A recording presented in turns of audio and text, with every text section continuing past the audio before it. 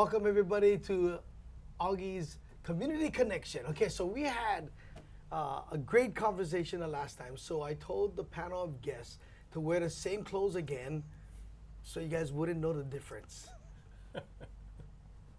I'm just making an excuse. No, we thought we only could do a 30-minute segment, but man, it went by so fast.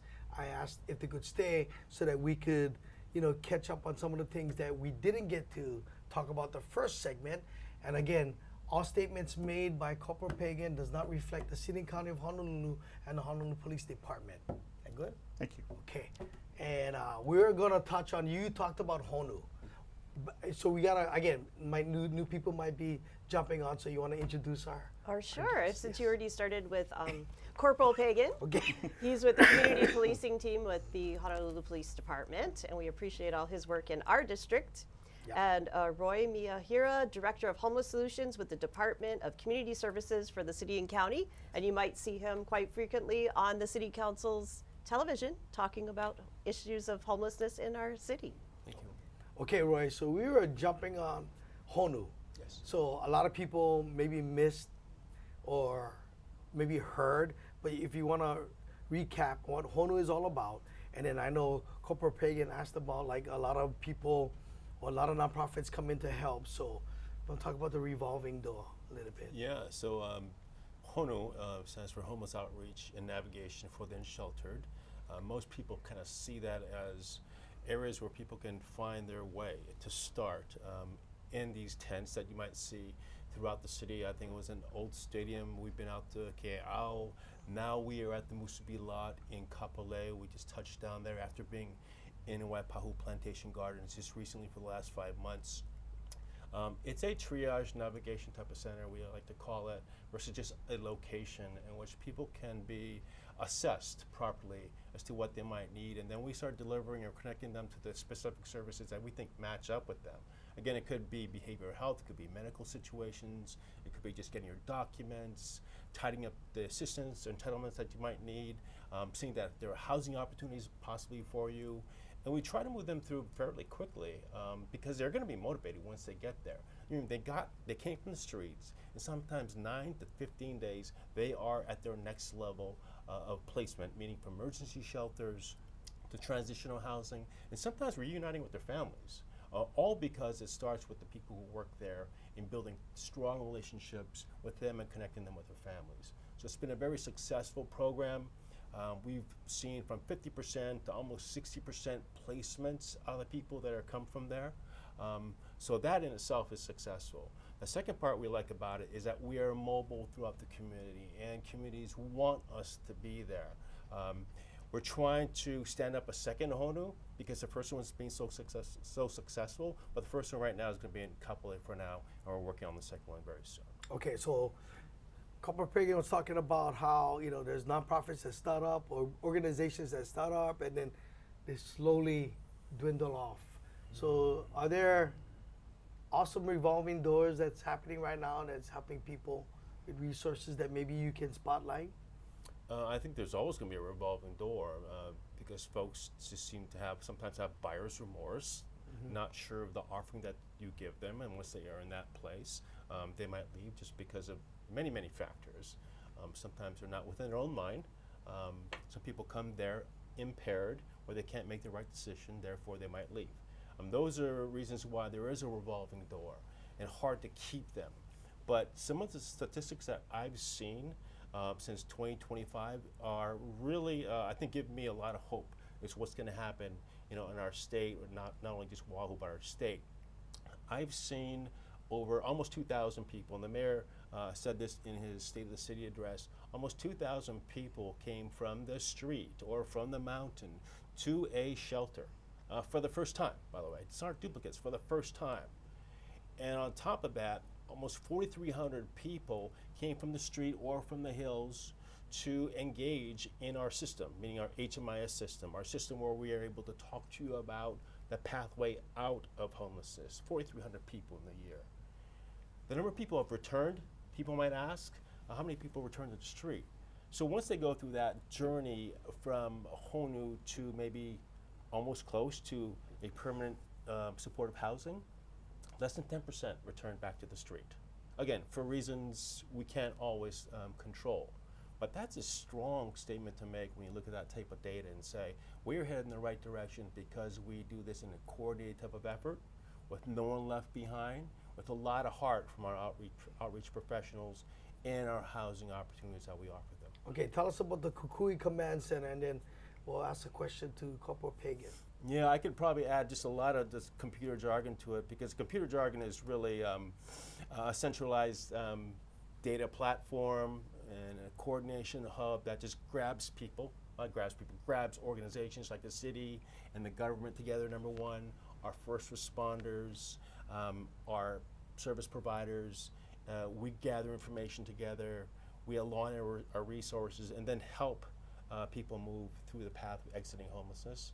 But the way I could describe it to most folks, it's imagine a air traffic controller situation in which you are flying a plane with friends, and there are different planes in the air, and you want to know where you need to land. And that aircraft traffic controller, Kukui Command Center, is the one to direct you to the right spot that's going to meet your needs, right, to land safely. That's kind of part of how I view it. Obviously more complicated, but the good part about this is it's always real time. Okay, so it's operational right now. It's happening right now Yes. as we speak. Okay, all right. So Sue, it's not all doom and gloom, guys. It's actually, we finding solutions and trying to solve problems. Well, so I was wondering, when you get your calls, what kind of people do you encounter? I mean, we were talking about sometimes you encounter criminals or whatever. What kind of people? Do you have people that were victims themselves or mental illness? But also, what kind of crime do you encounter? Because it's a little dangerous for you too. When we go out and we do our beach cleanups and our community cleanups, a lot of times we're dealing with people that are obviously, based on training and experience, of course, drug addicts or drug users, substance abuse users. Talking to some of them, when you get to know some of them, one family we met, they were homeless because there was drug issues on one part. On another part was the male within that group was accused of something else, that he wasn't allowed to go certain areas. So again, we're dealing with different people like that. When we do get our calls for our regular patrol calls, a lot of times we are dealing with domestic violence. And the domestic violence goes to the point where someone's being assaulted to all of a sudden their camp's on fire kind of things. So, it does get out of hand. It does get a little dangerous at times. The community calls because there's trash on the beach. There's trash, or there's dogs running around, and there's a monk seal on the reef, and they're concerned about that. So we get a variety of calls. But yeah, the people that we deal with, we know that a lot of them have been victims in other areas. And even just looking at our highlights in the reports, you can see that, we get some sexual assault victims, and you read the report, it's happened in a tent over here. So it's our females that are homeless, that are living on the streets, that are actually encountering these types of things. Some of them are afraid to report it or afraid to prosecute because they know they're going to go back there. And they're afraid of the repercussions if someone reports it. So it's a wide variety. We've had guys that got stabbed at a beach, and the guy went right back, and the guy that stabbed him was there because he didn't want to make a report. And it's a variety of things. It's a variety of things. Mm-hmm. But I think going back to the numbers again, just to look at it is, if I'm not mistaken, when we did the point in time count, out of the 100% of the people that were documented as homeless, only 62% were unsheltered. So I think it's important for people to understand that if you have a relative that goes from house to house and stay with people, and they come out for this count, they count them as a homeless individual. So 62% of that is only what we're dealing with in the public eye. So there's even, if you say there's some positive, is the numbers are actually a little bit lower than that. Yeah. So even if we're saying 4,500, it may be less than that because there's still some that are just living with family that don't have their own home. It's just out there, and again, we see it a lot. So unlike the good things, sometimes we like to spot out the things that we want to see, right? Yeah, right. So how many? Let me ask you this. I mean, how many of our homeless population are not from the state? That is a hard number to probably quantify because they break it down into maybe from 0 to 6 months, from 6 to 12 months, from 12 months to 24 months. I know there is a statistic out there. I'm not sure what people would say is who's out of state based on that. But probably, I'm trying to anticipate your point. It's probably about what do we do with folks who just come here Yeah. from the mainland who are homeless and find that since Hawaii is Hawaii and we have better services out here and we have a lot of compassion for everyone here, we reach out. What do we do about those folks who continue to use our services, right? Or even cause commotion out in the street?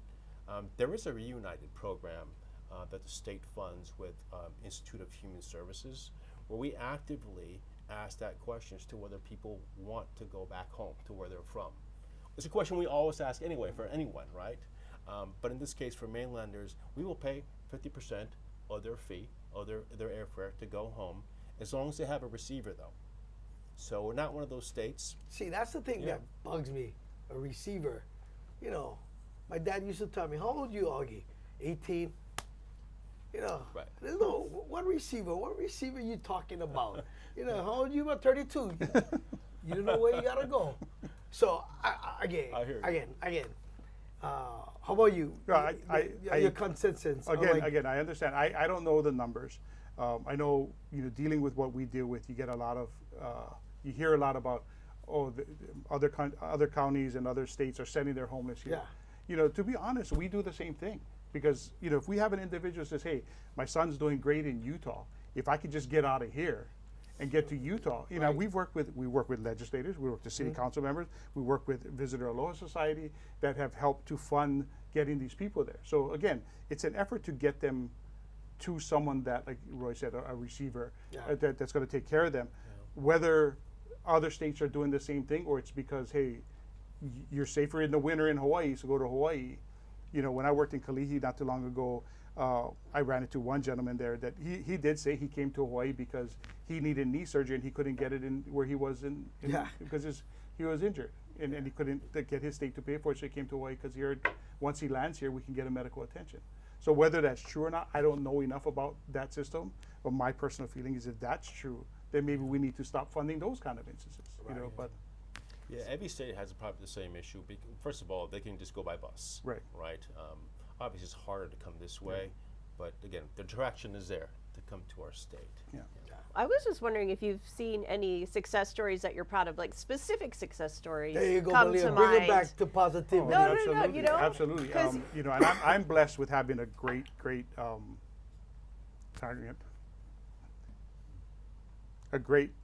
team working with the homeless in the District 8. During the Kona Low you mentioned, in Waianae, there's one area where the road collapsed. There was a family there, had a young girl with a baby, and she was staying with a family that had 2 18-year-olds and stuff like that. One of my officers, Officer Roxanne Maltabo, I want to mention her name, went back out, and she's what I tell everybody is my pit bull. Because when she goes in, she gets onto you, she's not going to let you go until she gets you somewhere. And she was able to convince, by getting her into the church and stuff like that, she was able to get the young girl with the baby into a shelter. She actually went on her day off, picked her up, took her to the church. When she got there, she decided she didn't want to go, so she took her back to K-House. The next day she called her back and said, hey, I want to go now. So she took her back. Because she was such good friends with the other young couple, all of them convinced those two to leave her parents to get into a shelter. Wow. So they did that. There's a gentleman, I just ran into him 2 days ago. After seeing him for a while, he was homeless in Kapolei. And I talked to him for a while, and we dealt with him for a while, and we got into it. One day we were doing a youth mentoring at the Iroquois bowling, the Barbers Point bowling alley, and he came up to me and said, oh, do you remember me? I said, you look familiar. So he mentioned his name and stuff, and he said, because of you, I got my crap together, basically. And talking to him, I got to find out that, he had lost his mom, he had gone downhill and all this kind of stuff. And just basically, the I don't want to say hostile language, but the banter going back and forth about what him being able to take care of himself. Now he's a manager of the seafood department in Kapolei. These are the stories that as an officer, you don't get to hear all the time. Yeah. But when you walk somewhere and then all of a sudden somebody comes up to you and says, hey, thank you, or I remember you, or I'm doing better. You know, so we are making progress. We are making progress. The big thing with the revolving door is that, you know, you're always dealing with people's personal choices. You know, how do you govern or set laws on people's choices? If they don't want to go to the shelter and they don't want to stay there, how do you make them stay? And how do you make them accept the services? And that's the hardest part. That's what I think the public doesn't understand. Why is this guy always back out here? Free will. Yeah. Your free will. Yeah. Yeah. Yeah, it is frustrating. And, you know, and mixed in with a lot of lawlessness too. So you guys got a tough job. That's why, hey, if you are a high school student, you might want to consider becoming a cadet. We need as much public servants as we possibly can, you know, so. Number one recruiter Yeah. for HPD right here. Yes. He does that a lot. Hey, can I just add to maybe some of the success stories? I haven't seen a lot. You've been rolling here 12 years. I've been here 14 months. But I hear them when we have our mayor's meetings every week, and we have providers talk about the journey of folks getting to a certain, even to midpoint before they really get the golden ticket. Because that's what I'm really interested in, is how they've gotten through each rung in the ladder. But the success story I see is when we go to a non-provider, a service provider, and you have people who have lived experience, who work there now. Yeah. They just basically flipped the script and said, I'm going to do this for this wage, which is really not a livable wage, but to really give back and give back to people like you. Yeah, in the and community. that's a good point, because that's a message that comes different from than what we're dealing with. You know, we go out there and they tell, as an officer, you're telling me you can't do this, you can't do that, but then you have this other person saying, you can do it because I did. You know, you have these people that turned their life and they went out there. You know, that to me is a more powerful message to these people is, you know, you cannot give me your excuses, because I use the same ones and I found a way out of it. It's amazing. I was thinking, you know, we talked a little bit about Honu and CPT, but it's kind of a community effort to get this homelessness solved. And one thing I know we've done in our district, which is really exciting, is Augie's brought in the churches, nonprofits, and all these to work with you, with you. And so I was just wondering if you can speak to that in terms of success you've seen, or you know, how that's working, even you, Augie. Yeah, you know, we're really blessed. Pastor Alan Cardenas, who's runs a Nana, shout out to Pastor Alan, Nana Kapona Protestant Church. You know, he's been one that's really been spearheading a lot of neighborhood security watches on the West Coast, on the west side of the island, with the churches, which are now taking active roles in going out and helping with the homeless community. You know, even with the Kona Lo, you know, we had some issues with some of the shelters and stuff like that. Now he's developing his neighborhood security watch team to be triage people, as well as a local, if you could say, a Red Cross, because they know the people, you know, and they can deal with those people. So we've been blessed. I can honestly say that as hard as we work on the west side, we've really developed some really great relationships.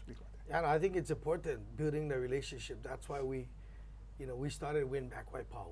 And you know, I gotta tell you, Corporal Pagan and his crew on our side have been such a blessing to our district. That's why whenever I get a chance to say thank you to these guys, I go in, because you know, I want to see more public servant. I want people to, you know, think about law enforcement, because we still live in the one of the safest states in the union. Now, what we did with Win Back Waipahu is kind of the same thing with Pastor Cardenas. Work with churches, work with nonprofits, and we just walking, and police, and we bring in businesses. No, and you've been to one of those. You know, might seem like nothing, but like that's also a time where leaders in the community get to ask the police questions. Leaders in the community get to stand out and say, look, we're walking, but we really want to know who you are. So all we're trying to do is just touch people, build a relationship, build trust again. And, you know, now we're focusing around the Hawaii Plantation Village, but I think community is so important. That's why this week I was able to meet with a bunch of churches, interfaith meeting, and I just basically challenged them. I said, you know, whenever I hear churches tell me, well, if we put them on our property as a liability, and I go, well, I don't think Jesus taught people are a liability, you know?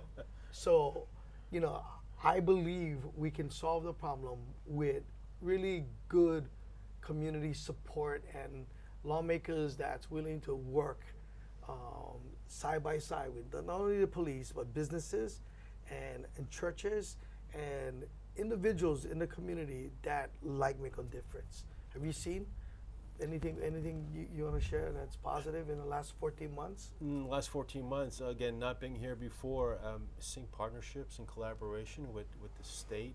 I'm not saying that's new, but maybe some people have said in the past there wasn't always this brotherly love type of how we're going to work together and solve something, but it seems to have gotten to another level in working with all the departments there, whether it's Department of Land, Natural Resources, or DOT, who's been a strong partner, and you've seen them as a strong partner with Wailua, the Kona Low situation. They've helped us quite a bit. But I would tout just in the last 14 months and seeing how our city agencies work together. And when I might have a large project, and they all know how big a deal it is to know how homeless is, they drop what they're doing for that couple weeks and help out of their budgets, out of the kindness of their heart, really leading their people to think this is the best thing we should be doing as a city. And of course, it's all led by the mayor and just really motivating us to do the right thing and sharing the credit.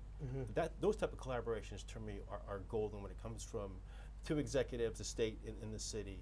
And then we start adding in the service providers and the other agencies that reach out to us to say, we want to be part of that.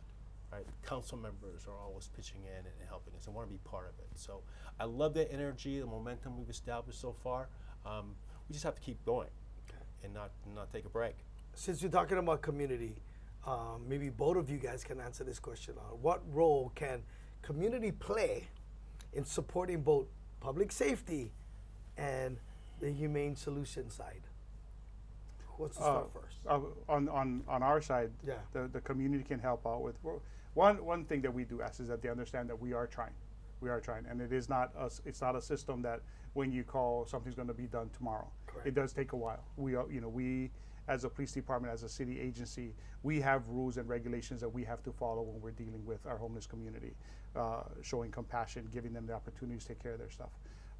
The other thing is, a lot of times when we work with our outreach people and we go out to deal with our homeless, you come across those and say, oh, well, I'm waiting for them to find me a place. I'm waiting for a place.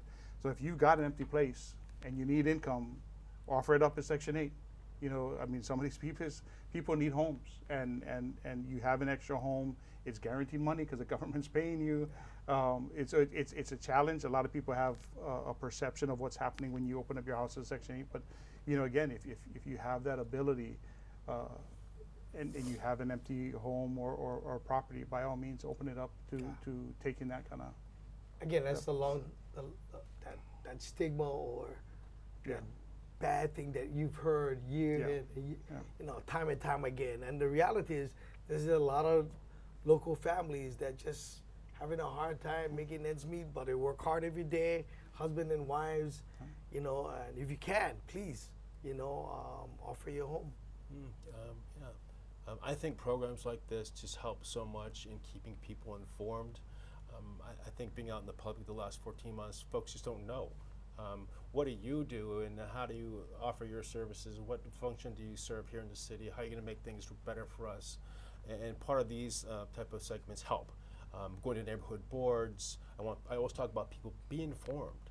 See what's happening in the city. Go to our website so you know what's happening, whether it's going to be a Kona Low storm and there's an alert, or we have a situation where we're trying to solve a homeless problem in maybe Waipahu or the east side. The second thing is I ask people to think about how we lead with compassion. It's so hard to look at someone who's in distress and say that they should be pulling their own socks up. It's up to them. I'm not going to do a darn thing about that. And I'm going to maybe kick them to the curb, so to speak, and not show them any type of respect. I want people to think of how compassionate we should be. The last thing is understand that if there is a situation where you don't think you can handle it, then you should call your city. You should call your state. Call CORE. They can help so much because they have the outreach programs, medical aid type of programs. Call my office. Ask for my phone number. We will be there for you. Use us because we are civil servants. We're here to serve you. Okay. I think So- what people don't understand, I was just going to say, or maybe they do, but it's like you have CORE, which is under emergency services, right? Yes. And they're specifically there to help homeless. Then you have HONU, Mm-hmm. or to help people on the street that need, right? And then you have HONU, which is where people can come and get their license or get paperwork or get services or get something, some other kind of help, right? Yes. And then we have CPT, community policing. And then we have your department, which oversees HONU, right? Yes. And then what else is there out there for people? Um, We have the nonprofits, the churches. Yeah, we have the churches, the nonprofits. And again, it's the good thing is you can call one and we'll all link whoever we have to. You know, we have people calling us because, hey, there's a homeless guy over here. And we go there and we find out, hey, this person's looking for shelter. We can call Roy's office or call HONU and say, look, we got somebody that wants help. You know, or you know, somebody's looking for clothes because of the Kona law or whatever. You know, we can call the church and say, hey, this person just needs some clothes. You know, so working the way things are now, because we've worked so closely together for so long trying to deal with these issues, we all kind of know who we need to call for what, which is nice. I figured that's what, but like, I figure you guys all know each other, but then for the public. Yeah. And then you have Keauhou West too, right? Yeah. Yeah, And so 911 to me would probably be the easiest. the easiest thing. I hate to inundate the callers there, but Yeah, but you can also add our Honolulu 311, Right, which so really yes, captures a lot of the yes. not complaints but concerns of the Yeah. public. And those calls are diverted to the right department, HPD, DFM, myself, or to CORE. That's a really smooth way of using the system and getting a quick response from us, and that's what the public wants. yeah. Awesome. See, man, I'll thank you guys for putting on the same clothes again and hanging out with us with Community Connection. Wow, we had to do 2 segments on homelessness. And we're still not done. There's lots more to talk about. There's a lot more to talk about, but I hope that tonight, or if you're watching it in the morning, the afternoon, the day, that you got something out of this. And you can always email my office, atoba@honolulu.gov. It's atoba@honolulu.gov, or you can even call 808-768-5009. Thank you, Corporal. Thank you, Roy. Thank you, Malia. And thank you, Olelo, for letting us do this. That's it for Community Connections. Have a great day, evening, morning. Summer. Right on time. Look Thanks, at that. guys. Thanks for staying longer than we expected. That was good. Was that 2 hours? No, 1 1 hour. Yeah.